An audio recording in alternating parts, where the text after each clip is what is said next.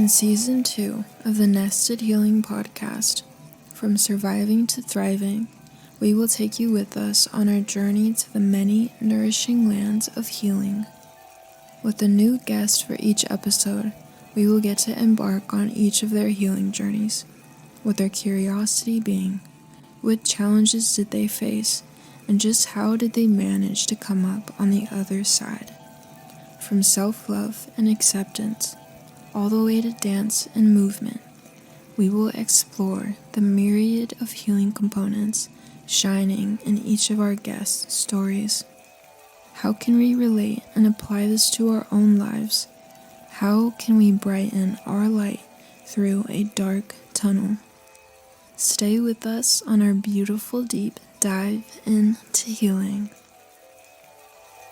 Welcome to Nested Healing Podcast. I'm here today with Kristi. Thank you so much for being here.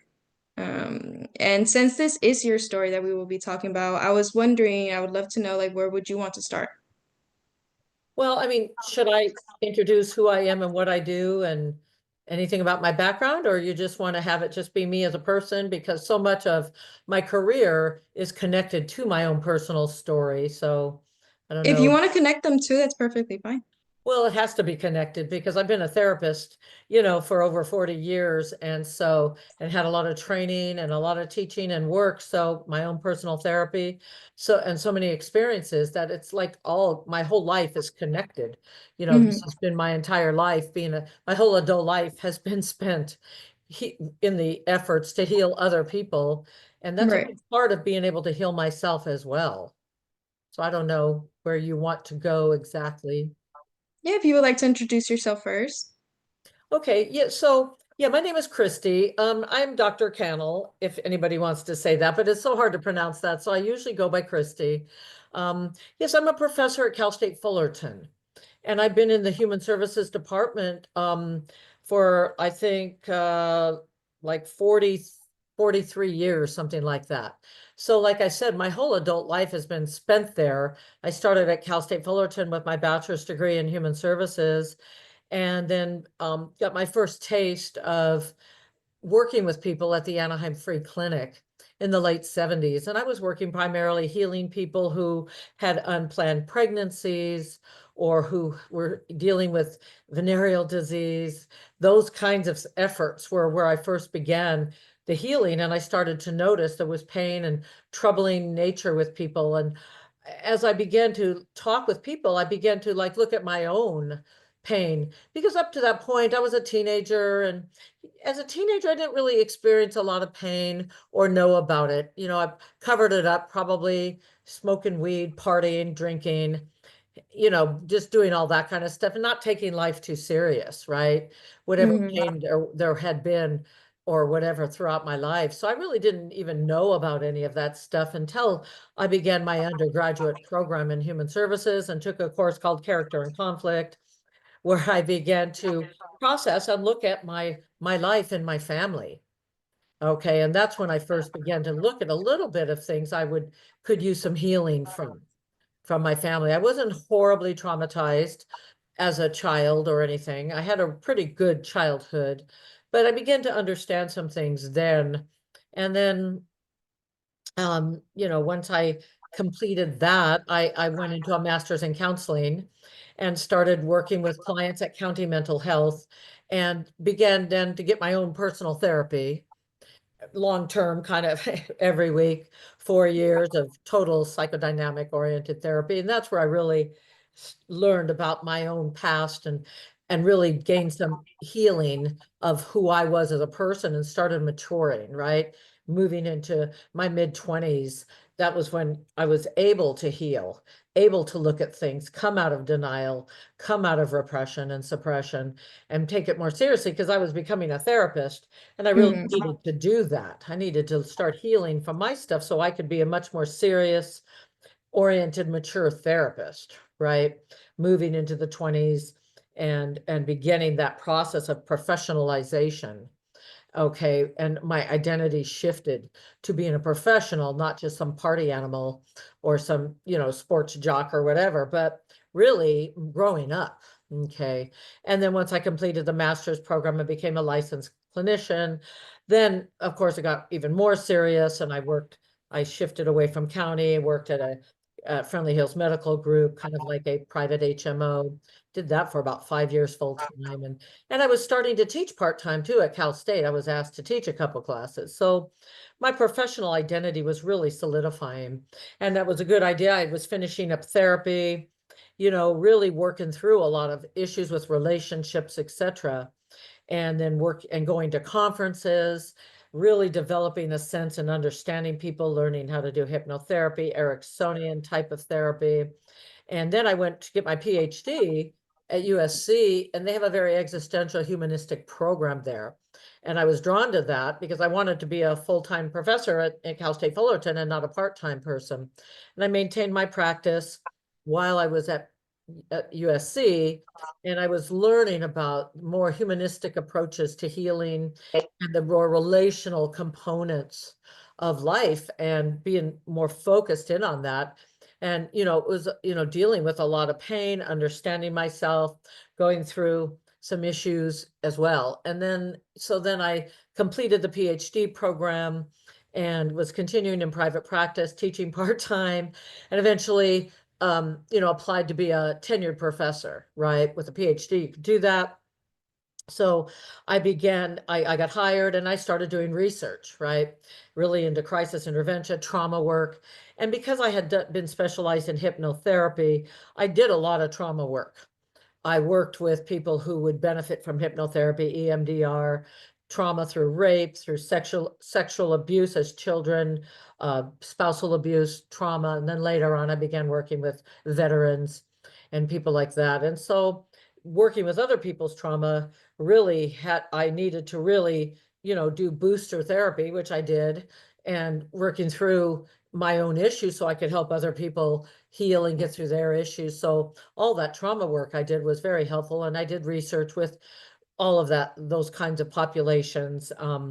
And so that's kind of where I moved into that direction, writing and as well as keeping a practice. And at some point then I just stopped being in private practice and just did the writing and the researching and the teaching, and gave up being a therapist for a while. Although in all my classes I teach, I am the mental health concentration lead in my department. So all my classes, I'm always doing therapy or kind of counseling practices and working with students healing. So that was a whole nother population, the character and conflict students, and bringing in my model from USC, the Yalom approach of healing in a very humanistic, relational way of dealing, and a little bit away from my master's approach, which was a little bit more Ericksonian, hypnotherapy and strategic. So I started just combining all of that together. So that's just a little bit about how I came to be where I'm at now, right? And so that's what I can tell you about my past and how I came to be. So I don't know where you want to go from this point. What else would you like, what do you want to know specifically now? What were you thinking you'd want me to go plunge into now?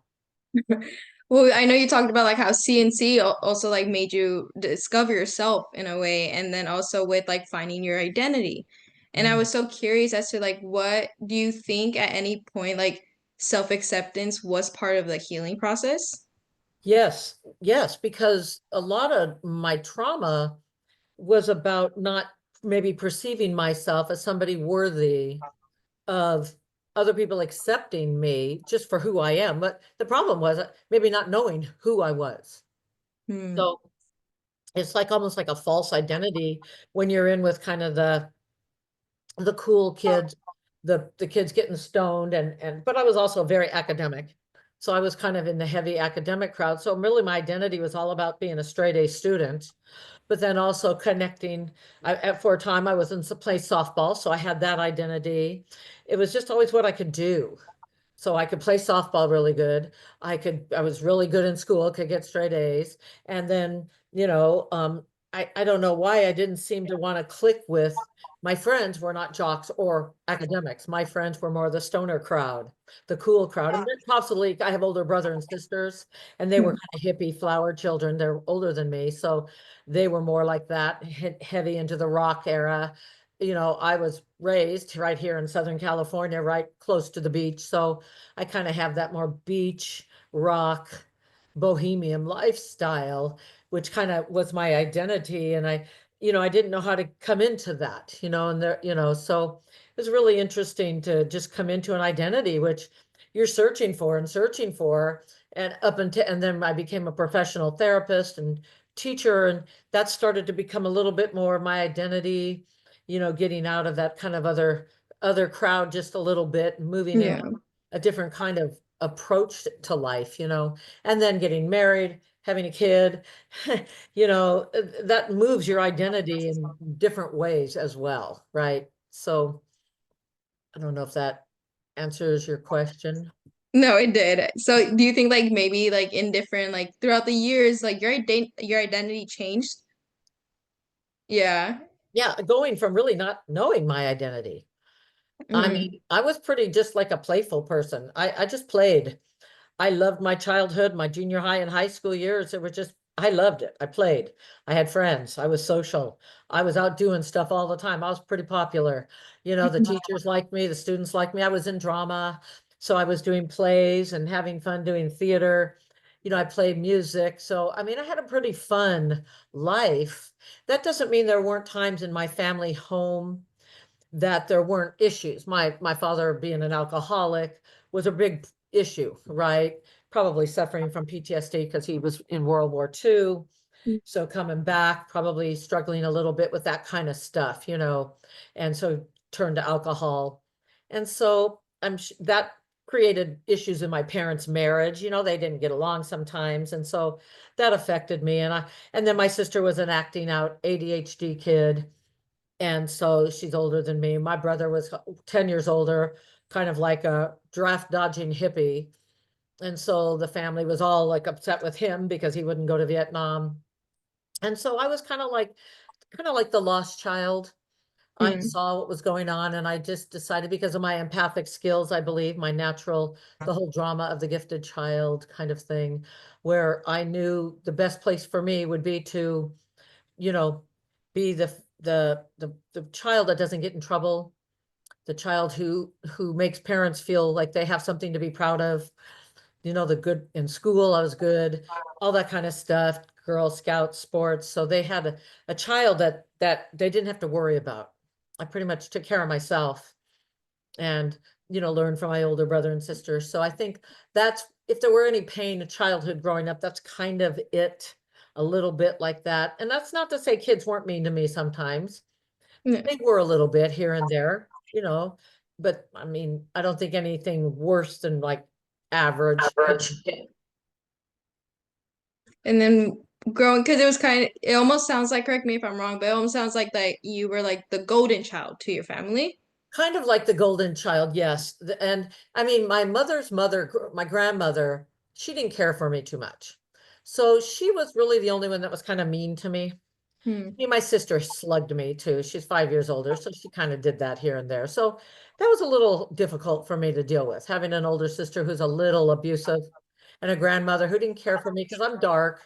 My dad's side of the family's Greek, full-blooded, and so I take after that. And my mother is French and Danish, so her family was a little more blonde and blue-eyed, and my sister was too. And so my grandmother kind of catered for her because I think she thought my dad's family loved me more. Hmm. I was darker. So I was always like, I mean, I was born almost with black hair, my dad and brother had black hair, black eyes. So, I look a little bit more like them. And so there was a little bit of that going on, made to feel like less than. And because my other grandmother who loved me, I guess, died before I knew her. I wasn't sent it, by 2 years old, both my grandparents on the Greek side were dead. And so, I had my aunts and uncles though. They all, so we had a big, loving, big family, cousins. It was huge. What you think of as my big fat Greek wedding, like that's what I grew up in, because my mom's side of the family lived in Minnesota and all my dad's family lived here. So it was pretty much a Greek upbringing, and very loving, loud, fun, loving, dancing, everything like that, big and boisterous, right? So that's kind of a happy thing, right? And so the other little things were little, my parents' marriage, that was probably the worst part of my life, and my dad's drinking were kind of the worst things that I needed to heal from a little bit. And what steps did you take to heal from those moments? Well, I mean, I didn't start that in, I mean, I started it, I think, in CNC. Actually, that was the first time I ever had any self-reflection. When I was about 20. I never even looked at myself or thought about myself or reflected on myself until then. I was just too busy doing stuff, right? And so, I mean, I reflected in CNC, and a lot of it had to do with my sister and how kind of mean she was to me a little bit. And she had some issues, and so that's when I first started looking at that kind of stuff. And I cried, and I remember that feeling bad. And then I was also struggling a little bit with my boyfriend. I wanted to date a couple guys. That's not really anything big, but I was mostly attracted to men who drank and did drugs. And so I started to understand as I went into therapy, then that's probably related to working through my father issues. You're right. His alcoholism, and then that probably was, I was replicating that object relation of fixing that. Yeah, fixing that with him, and um not redoing that over and over again. Right, but that's what I tended to do. That's who I was comfortable with. Those were the boys I dated, and I was comfortable with because they were emotionally unavailable, and I think that was what I was more comfortable in. My family was lack of emotional availability, and that's what happens in an alcoholic family. Nobody is very open emotionally. My mother, with her seething anger at my father for his drinking when he was drunk, seething and never expressing it because of her French, what do you call that? Reticence, or they're very Right. stiff upper lip, right?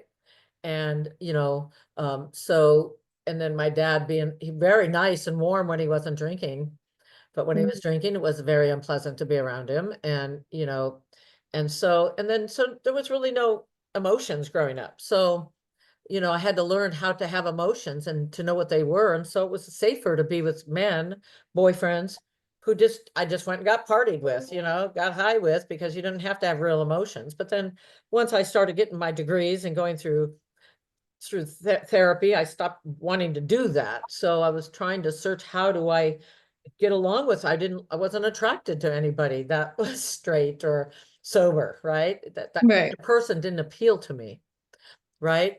So on paper they did, but when I was with them, I didn't seem to like them. So that took a long time for me to heal from that and figure out how to be. So a lot of therapy, and honestly, teaching CNC, being more in touch with my feelings. Whenever I work with people, I'm very open in that class, and I share myself. So it's been very helpful for me too. Been doing this for the last, I don't know, I think 20 years.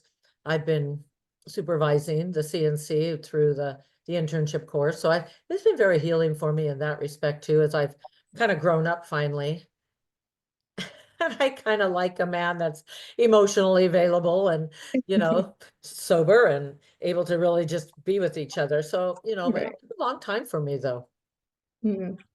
Yeah, because I remember like even with me, when I was just taking the class in CNC, but then also becoming the leader, I also like found Yeah. myself, Uh-huh. and it made me realize so much. And so I was wondering, like, do you think at a certain time, because I know you said that your dad wasn't emotionally available.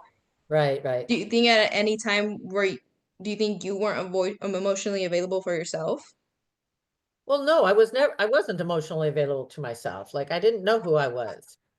I was afraid to know who I was. And it wasn't until I did my therapy that I started just knowing about myself through hardcore hypnotherapy, diving deep and working and crying and digging, cathartic, digging through it all. Like, it was pretty painful to go through that process. And, I came out on the other end understanding and being much more comfortable with myself. Mm, But, I was not trained, or I did not learn about how to be in touch with myself in my family. Yeah, no, we never talked about that kind of stuff. My mother was extremely repressed. So, and her parents were very crazy making. I mean, I hope I've healed from my grandmother.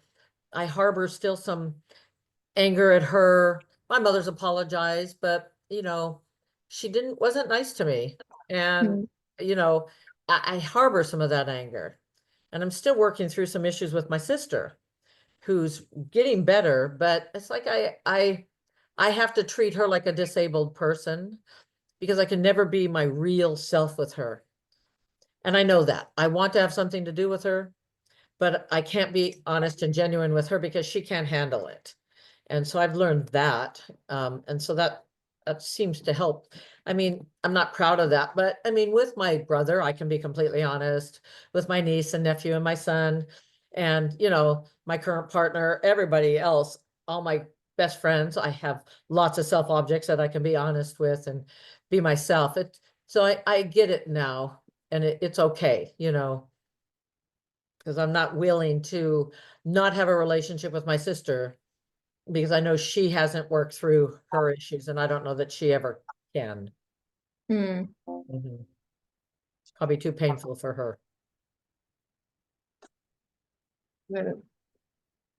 When you speak about that, because I remember you saying like right now like there is still some anger towards your grandma. Was it your Yeah, a grandma? little bit. Yeah, I try not to, but you know, it's hard not to, but it doesn't, I don't know that it affects me Right. too much. It's just, if I had any anger, it would be a little bit towards her because she was pretty shitty to me when I was little. But I mean, my mother was probably afraid of her and didn't speak up. My mother's apologized and said, I'm so sorry that I didn't stick up for you more. But it was all about my sister. My sister almost died. She got bit by a dog and had a blood clot when she was about 4. And then by age 7, she had to have this surgery. So it was very difficult. And that's when I was like just like 2 and Mm. 3. So I kind of got ignored a little bit and didn't, I had some missing stuff there. So you could say I was probably narcissistically deprived, during that time period. So I probably was a little bit of a hypervigilant narcissist needing validation. And I found it through schoolwork, things that came easy to me, schoolwork and sports and that kind of thing, except I always had empathy for others. So I'm not, and I wasn't never shy. So I'm not really a hypervigilant narcissist, but a little bit of deficiency in getting some of those narcissistic needs met in those Mm. early age, my early ages there. But then I came out of it a little bit, you know, and so that's good. I mean, once my sister got better, I think my mother started really paying attention and focus, and so did my father. He was my coach for softball, and Oh. yeah, they were very much into my schooling. My mother was a room mother, and so PTA, that kind of stuff. I think that helped me come out of you know, my shell, if you so to speak. Mm. And do you think now, because you talked about like the later on in life they started to like feel more as though like with you said PDA with your mother or P was it Um, PA that she uh, showed affection that she showed affection oh, is what you're no, well, she's not really that affectionate, but oh okay she was in the PTA. PTA that's what she said okay okay PTA. So okay she participated in my schooling a bit. And so that made me feel good that she was up there and I felt bonded like that with her. And she's really good. She helped me with homework. She was very interested in my schooling. And we played games a lot. Her and I played board games and card games. So she taught me to be a whiz at all these things, Mm. Scrabble, Yahtzee, canasta, everything, name it. So she was very good like that. She really helped with my intellectual development. And I think that helped a lot with me. And I think she found that I was capable of sitting still, paying attention and doing, unlike my sister with ADHD, who was not capable of that. So I think my mother Mhm. really enjoyed that about me. And I think me and my mother are a little bit more alike in our temperament and our empathy for others and our emotion, we're much more alike than she was with my sister. And so I think that gave me and my mom a special bond, if you will. And she went back to school and got her degree. She got her college degree. And I think she's much more in that realm, education. My sister never did go and get a college degree. Me and my brother did, and my sister. So, I think that made us feel bonded. But my mother was never very not very affectionate. It was hard for her, you know, to say I love you and to hug. Mm. I mean, maybe when I was sick, she'd hug me and let me lie on her lap a little bit when you're sick. And I felt a lot of nurturance then. But I mean, I understand it. I've worked through it all. She had a ADHD child. She had a husband who was drinking. She Mm. came from parents who were crazier than a Luna bin. She had a lot of anxiety herself. I mean, I'm not mad at my mother because I mean, I give her credit for who I am today and my successes. And so I am grateful to her that because of she made me who I am, in many regards. Mm. She was strict. She made me clean. She made me do house chores. I did homework. She was really clear on things, boundaries like that. So I think it's benefited me. Right. Would you say like because you said that you also have a son, would you say Or, like certain parts of like your mom, like the cleaning, would you say that you are mm, very different with your son? well, no, he grew up, yes, with me cleaning the house a lot, Mm. but I didn't make him clean. He had to take the trash out. And that's it. I didn't make him clean, but he saw me cleaning all the time, which is really interesting because his room was always a pigsty, but his house now that he's in is always clean. Mm. So as a child, I didn't make him clean, but as an adult, he does. So he's picked up a lot from me. I replicated a lot with my mother. He and I played board games all the time. I read to him constantly, told stories to him constantly, spent a lot of one-on-one time with him. I was a single mother because I got divorced when he was a young child. So I raised him pretty much and it paid off. He's very successful. You know, I don't know if you remember, he's a district attorney, deputy Yes, I district remember. attorney, law degree, passed through school, full scholarships, etc. So he's very, very successful. And so, of course, I'm very proud of him. I'm much more affectionate to him than I believe my mother was. I hugged him all the time, held him all the time, kissed him all the time, told him I love him all the time, and we still do. So I spent a little bit more time with him, I think, one-on-one because I didn't have two other kids that I was dealing with. Mm. My parents were dealing with my brother going to jail for protesting, getting in trouble, my sister running away, ADHD, getting in all kinds of trouble. And then me, who they didn't have to worry about. I only had one child, so it was a lot easier, I think, to Mm.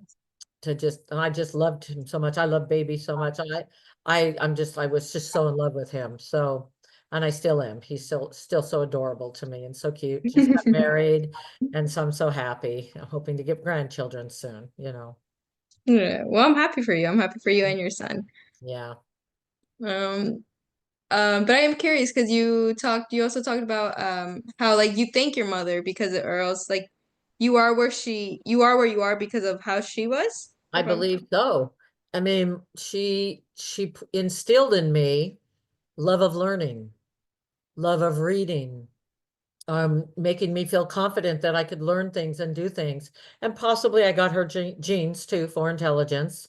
Um, but because she was in so much pain, I probably developed my empathy skills, you know, and so I learned how to care about other people's feelings and understand other people's pain. And um, I knew that if I took care of my mother, she could then turn around and take care of me. Mm. And I took care of her by being a good kid.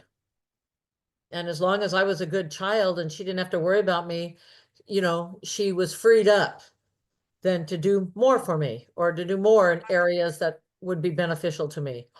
I think it was a mutual kind of thing. But she was always there. If I needed her, I know she'd be there. She was great with my son and just, many, many ways I do credit her for instilling so much of my work ethic, my intelligence, a lot of my abilities that have allowed me to be successful. Mm. Her strictness, her frugality with money, where I come from, like a working class family. Right. Yeah. And my dad, was on the VA loan, like they all were. So I grew up in a home that cost $12,000, which recently sold for over $800,000, Yeah, isn't that a trip? They paid like $112 a Yeah. month, for a home. That was just how it was back then. And so we had those meager starts, stay-at-home mom, and eventually she started working once I went to first grade. She went to work part-time, and that's just kind of how it works, how it worked. Yeah. Mhm. And then regarding the experiences when you realize the the the company that you had with like men because of like the feeling of your dad, or like the like how I was wondering, like how was it to realize that, and like how did you like become to change that? Yeah, I know, it's so funny because I literally had a checklist, Mm, you know, like they if they if they did any drugs, forget it. Like you're done. And I learned to say goodbye soon, mm, right? Not stick it out. No second date. And I mean, I would just be really strict like that. And then drinking, could they have one drink and then leave it like I do? I can take a sip and then just leave it. I've never had addiction problems. So, you know, well, except to men who are addicts. But besides that, could they take a sip and then walk away? Could they go bowling and not drink? Could they do things? I would look at that. So I had that checklist. And then, how were they if I went off and did stuff with my friends? Were they good about that? So I had like this whole checklist. Did they ask me about me? Were they interested in my life? Did they mm, express emotion? What was their relationship like with their mother? I started really going through and having that be kind of like, things that I really, needed to know ahead of time. And so I started doing better and better, getting better guys over time. And then finally, about 10 years ago, I met somebody who's like, he's what I should have been with my whole life, where you don't have any worries, you don't worry about anything. You just feel secure and safe and whole, and you can have emotions, they can have emotions, and it's just like it's such a nice feeling. You don't have to worry about anything. mm. It's a great feeling to have, in my twilight years. Yeah. What would you say to someone that is possibly going through something like that? I'm not going through what Like possibly specifically. going through something like maybe their parents or someone very close to them was from addiction or alcoholism, and then they realize their patterns of preference with significant others. Like what would you say to them, to like if they wanted to heal from that, or if they like they You want mean to if but I they was don't a have the therapist, or if I'm not a therapist? Because if I'm not their therapist or won't be, I tell them to go to therapy. Right? I believe that needs to be worked on in therapy. I think therapy is needed more than just like going to CODA, like Codependent Anonymous or Al-Anon.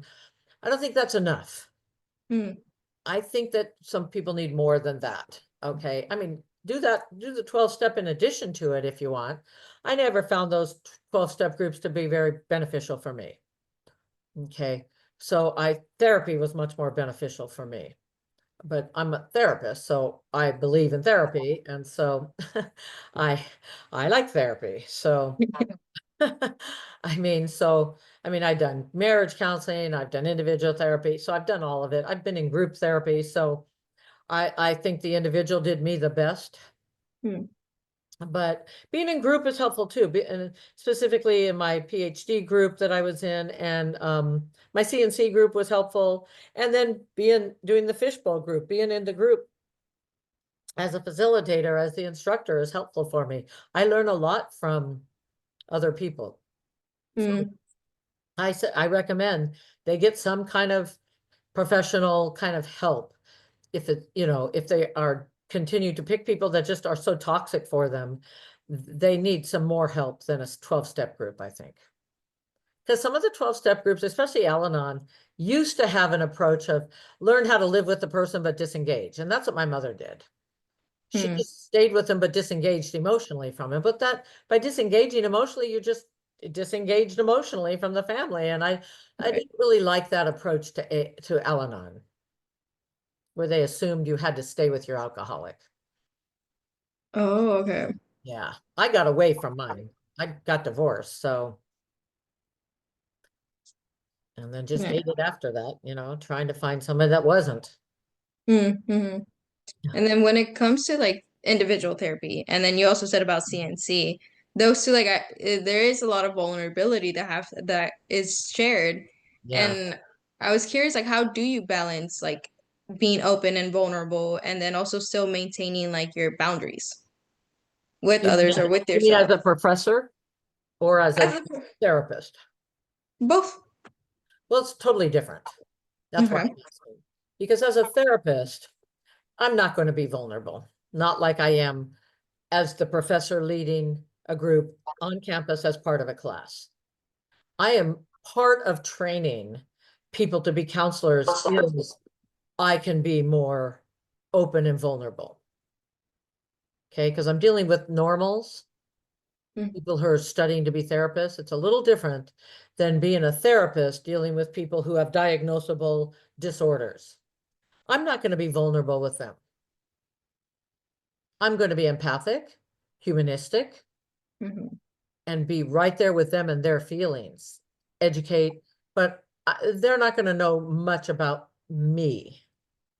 Not as individual therapy, not as a therapist, not like you would running the groups on campus in CNC. Does that make sense? Yes. Yeah. Does And those, do you, go ahead. no, go ahead. And do you think with CNC now, like of course I created so many connections with others, but did you like create a connection within yourself or the little you know, that maybe was brought up or maybe wasn't? Mhm. Yeah, I mean, there's a time or two dealing with my grandmother that I did some work with that in CNC when I was facilitating fishbowl, and somebody said something to me that was very helpful. That's why I like having a co-leader in there. And so they had me do an exercise, which was very helpful. And I'm able to do that in that group because, as you know, leaders can often member up. Yeah. It's an expectation. And not only that, it helps the rest of the group. It facilitates the rest of the group members to open up as well. So one of Yalom's masterful contributions to the field of group counseling has been the membering up of a leader as a way to demonstrate and to role model how to self-disclose. Mm. But you only let yourself go a little bit far, right? There's always that third eye, which we call it watching, to get you back into the leader role after you've done enough. You hope that your co-leader has done enough to bring the members back into the work once the other leader has done some healing and corrective action, emotional experience or whatever. Mm. Yeah. And so I guess I'm guessing like maybe in like in just life in general in your personal life, where when do you take like regarding CNC, just that thought of idea, like where do you take your personal life as a leader, and then where do you take the member side of you? Okay, so I'm not understanding the question, I guess. Okay, so I'm gonna rephrase it. Like, because I guess like in part of healing, like, of course there is the member side of you where you become vulnerable and you Yes. show those parts of you that was her, and that's what you are trying to heal. And then what part of you is the leader to yourself? Like, hey, I am grounded. I found my identity. I like what parts of you in life, I guess, is where I'm getting at. Parts in life or parts when I'm leading CNC? No, parts in life. I was just Yeah. talking about like CNC leading a member. Yeah, well, I mean, so part of what I learned to do was to, I mean, in this, I don't know if this sounds good or bad, but I've become a little bit more exclusive of who I allow in my personal zone and who I spend time with. I Mm. mean, I spend time mostly with self-objects, people where I'm in a mutually gratifying relationship with other people who are healthy and who are vulnerable and not always perfect, and who I sometimes meet their needs and listen to, but they equally ask about me and my needs as life is progressing and how things are going, and they show actual interest in me. So I surround myself with people like that. And so that to me has been one of the biggest healing factors, is just to be around people that are what self-objects, people that we're mutually gratifying. We call it the Mutual Admiration Society. You know that you're safe with them, you're whole with them, you can be vulnerable whenever you want with them, and they're always going to watch out for your best interest, and you're going to do the same for them. And so that's how my personal life is, it's pretty easy to just always be healing. Like if something comes up and someone will go, Kristi, why are you saying that? You don't need to be like that with me. You're talking to me. And I'm like, oh yeah, you're right. I'm talking to you. I don't have to do that whole thing. You're not my sister. You're not my mother. You're not you're a different person. So, the rules are different with different people. And sometimes you just need to be reminded, oh, the rules here are different than the rules with other people. And so you can be open and free and say what you want with me. Maybe you can't do that yet with your sister or with certain other people. And so that's been very helpful in my personal life. And then I think as I bring it to school as a professor and interacting with other people healing, every time I say something to somebody that I think it's helping them heal, it heals myself each time, because you're always talking to yourself. So, I mean, think about it. I've been a therapist for, I can't even keep track how many years. It's like 45 years or whatever. And so how many times have I said things to people that have been meant to help them heal some pain they're in? And every time I've said that to somebody, 45 years worth, I've heard it myself. So all that stuff I say to others is me saying it to me as well. So that's a lot of ways that therapists have an advantage to heal themselves. We're constantly healing others. And then as a professor, I'm teaching constantly things, so I'm always saying things that, again, always apply. And I'm possibly counter programming myself with constant, like almost like hypnosis to myself, or counter programming, brainwashing myself, getting rid of old stuff, and just all this new stuff I say that's always healthy and the best way to live. I've been indoctrinating myself with that, and that helps me have a new way of functioning in the world than what I had previous. So think about that, 45 years of re-indoctrination. Yeah. Saying these things has got to been helpful and healing, right? So it's been very advantageous. That's why I think they always say people go into this field to heal themselves. And I believe there's a lot of truth to that. Right. A lot of truth. You get certain sickos out there, the ones who get busted for sexual abuse of clients, or committing fraud, or doing those kinds of horrible things, but that's not very many. That's not most.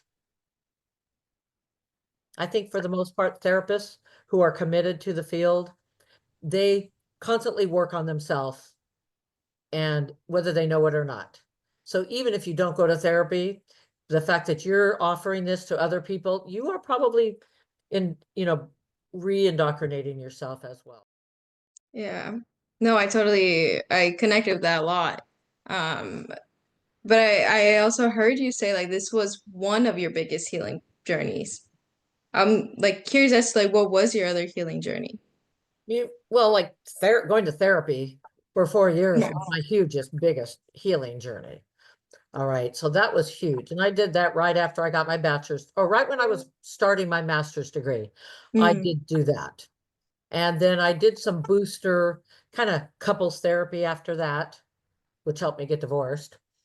And so those were also beneficial healing journeys as well. Taking over as the coordinator and supervisor for CNC for the last 20 years has been a huge healing journey for me. First going to the USC and learning Yalom's model. That was when it really started, when I was a member in the fishbowl group there, and for the whole semester, and that was huge for me. Really huge, beginning that humanistic existential model of relational connectedness. So those, Right. they're all part of the healing journey, you know.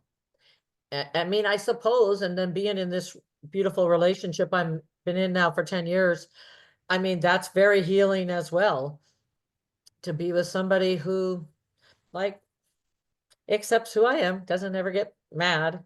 If I get mad, he's like, okay, get mad, get it all out. That's how women are. His mother was like that. He was raised with a mother and two sisters. He raised, you know, he's Oh, an older okay. brother. So he's used to being around women, and you know, he loved his, you know, loved his mother and his sisters. He took care of them. So it's kind of a nice thing. Hmm. Mhm. Yeah. What is this? You felt something? What was that? Yeah. No, it's just a great connection just because coming from someone who was in a abusive relationship before and found someone very healthy, it was very heartwarming to hear that. Yeah. But I was just with that because I mean growing up in a family, in the family that you were in, and then going into school and then getting your degrees, getting your PhD, I was wondering how has your self-image changed over time as you were like healed? Mhm. Mm, mm. I mean, my self-image has, I don't know that it's changed a huge amount. I mean, most of my self-image changing happened like in elementary school. I think that by mm, by fifth and sixth grade, I started feeling really good about myself Hmm. because I was doing good in school and I was doing good in softball. And I think, you know, I started being popular and, you know, really much more popular. And then by junior high, I was successful and popular. I started having a really good self-image in those grades. Um, and so my self-image has not ever been really bad. It's not about my self-image. I think that there was an underlying um hurt child, if you will, who just, in fact, it's the opposite, wanted to be um, taken care of more. Hmm. I think that's the issue more than anything, is not having to be so strong, being able to be dependent, and not having to be perfect. I think that was the thing that needed to be healed the most, because my image was always about being the strong one who could take care of everybody and take care of everything and do everything right and everything. And I think the little child was wanting to be maybe taken care of a little bit more. And I think that is still, I mean, that's maybe still, that little piece is still in there. Hmm. That little child is still in there. And and I think that's where I struggle with some of my self objects, letting them be the ones to just take care of me and do Hmm. everything for me. Even with my partner, he always wants to take care. And I'm like, why are you doing that? You know, I can do it. You know, it's just, I think that's the little thing still inside of me. And I don't know if that makes sense. No, it does. It's the pseudo adult. The idea as a small child being thrown into being like an adult because I was mature. Hmm. I followed directions. I was polite. I did everything the teachers asked me to do. I never got in trouble. I think that's pseudo maturity. And so I never really got to be really like immature and just let other people take care of me. So I think that's probably would have, if anything, that'd be the one last, that's just the little thing inside of there, that inner child that, you know, I'm learning to let other people take care. Hmm. Where at times do you usually see that like your inner child show a little more? You mean that inner child or the other inner childs? I mean, my playful inner child, I let that part come out all the time. So I have a playful inner child that, because I teach at the gym, I dance, I sing, I karaoke, I do a lot of fun things like that, right? And goof off. But it's the Mm, one that I don't let the dependent, needy inner child come out too often. And mm, so, I mean, I have, but like it's really just hard to accept that my friends might say, I want to treat you, I want to take you out, I want to do this. So that's kind of sometimes when I still feel a little something. And I have to accept that they want to do that mm, as much as I want to do it for them, right? It's mutual.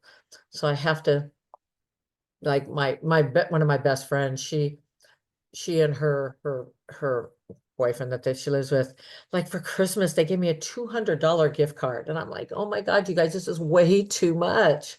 Please, it's just too much. And they're like, no, you do so much for me. You were there, you've done this, this, this. And it's just, that's really hard for me to accept.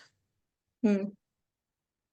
That's the last stronghold, accepting other people to take care of me and just give without me feeling like I need to do something for them. Does that make sense? Yes, yeah. Mhm. I just as we learn in our object relations model, I don't have an object relation internalized for that.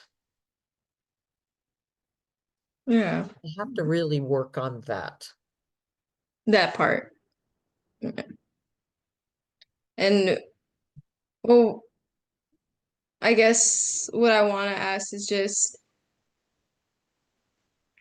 when it comes to the other parts, like the one that you say that comes out into when you teach people how to dance, when you do all that, like is that healing to you? Like is it healing to let that out and let other people let themselves out too that way?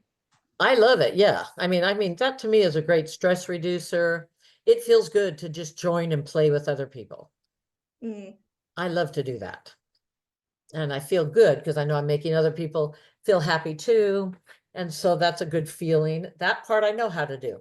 I know how to feel good with other people feeling good around me. That's an easy one for me. mm, It's hard for me to be the one that's not feeling happy and making people feel good. So that's the part that I struggle with. But that other child's easy to come out. right. She's been around a long time and she's good at it. And I enjoy that. I love that part. That's my free flowing id, just going wild and just getting to be that child that's free and enjoying life, right? Mm. Yeah, because even in the retreats for CNC, you would let us do Zumba Yeah, the and demanding child's not my forte. mm, I don't make a lot of demands on people. I don't demand things. Even when I teach at the gym, I don't say, do this. I'm like, here's an option. If you'd like to try this, hey, do whatever you want. It's your class. Enjoy it any way you want. Like I'm very much like that. I mean, not a very demanding person. I don't have a lot of I don't ever demand people meet my personal needs. That part, right. I, and maybe that's the part I long for, getting to be demanding. Mm, It's just not something I'm comfortable with. And maybe I demand people respect me and they treat me well. I suppose those are the demands that I now require. mm, So yeah, those are minimal demands.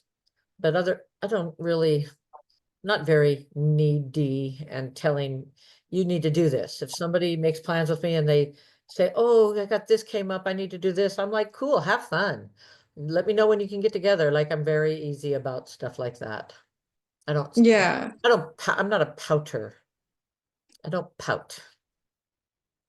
I Yeah. figured, yeah. Yeah, Wa- I'm like Wasn't allowed to pout. mm, like So when you say demands, like it's also got me thinking about that checklist. Like that is like your demands to for your it own is. safe for your It own boundaries. is. Those are my demands. Yeah. Mm, Those are my basic demands at this point. And so, yeah. But I don't expect people to meet a lot of my needs. It's not good. I should it would be good for me if I could just be a little bit more open. I'm trying to be very open. I do, but I don't want to bore people and make people listen to me and my problems. So I have a thing like that. Mm. I still have that one little thing that people aren't healthy enough to really want to listen to me unless I pay them, so. And I don't want to do that, to my friends. They got their own stuff, so that's me always being empathic to their needs before mine. And that's For just your own, the yeah. drama of the gifted child, Mm. that whole thing. Yeah, even with my mother, didn't demand stuff from her because I knew she had probably at some level, I knew she had a whole lot of other stuff to deal with.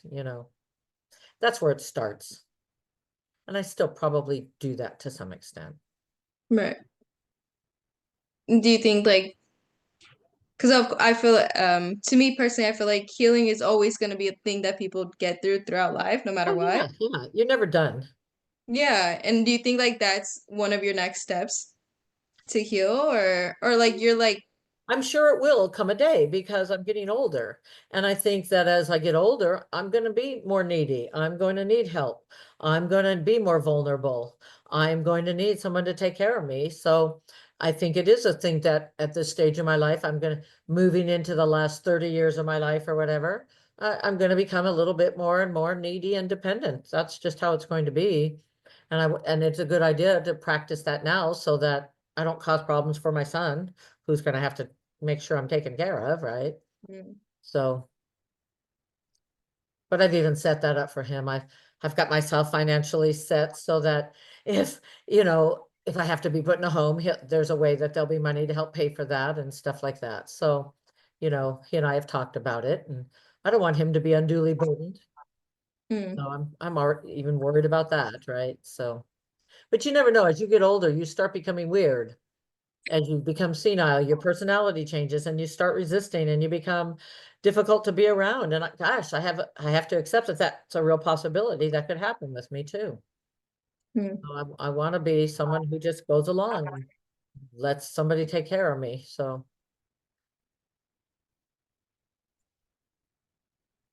I can Yeah. start working on it now, I suppose.